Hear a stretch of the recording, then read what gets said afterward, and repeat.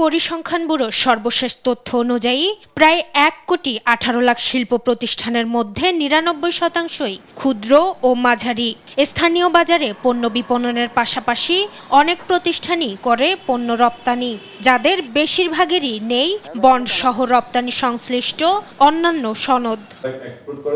SME foundation আয়োজিত গোলটেবিল বৈঠকে এসব ক্ষুদ্র এবং মাঝারি উদ্যোক্তারা তুলে ধরেন এইচএস কোড, বন্ড জটিলতা সহ রপ্তানির পথে স্থানীয় এবং আন্তর্জাতিক সমস্যাগুলোর কথা। পোর্টেবল প্রোডাক্টের জন্য আমরা যে ম্যাটেরিয়ালটা আমরা ইম্পোর্ট করি সেটা যদি আমরা যে কমন একটা বন্ড ফ্যাসিলিটি, এটা অনেক দিনের আমাদের চাওয়া।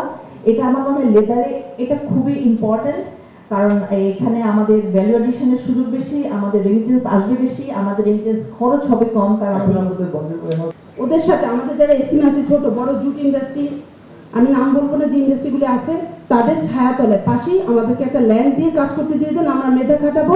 জবাবে প্রধান উপদেষ্টার আন্তর্জাতিক বিষয়ক বিশেষ দূত বলেন, সমস্যাগুলোর সমাধান এখনই সম্ভব নয়, এজন্য সময় প্রয়োজন। এটা একটা অনেক বড় ব্যাপার, অনেকটা দীর্ঘমেয়াদী ব্যাপার। এগুলো বেশিরভাগই আমরা সিস্টেম ওয়াইড হয়তো চেঞ্জ আনতে পারবো না, কিন্তু স্পেসিফিকলি একটা, দুইটা, তিনটা, চারটা, 10টা যদি আমরা স্পেসিফিক অ্যাকশন নিতে পারি এই আগামী 2-3 মাসের মধ্যে, তাহলে হয়তো আমরা একটা মোমেন্টাম তৈরি করতে পারবো।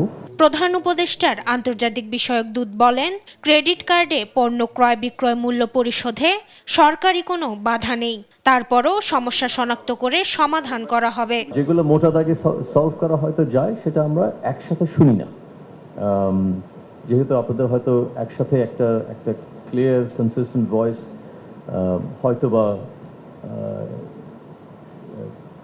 কঠিন হয়।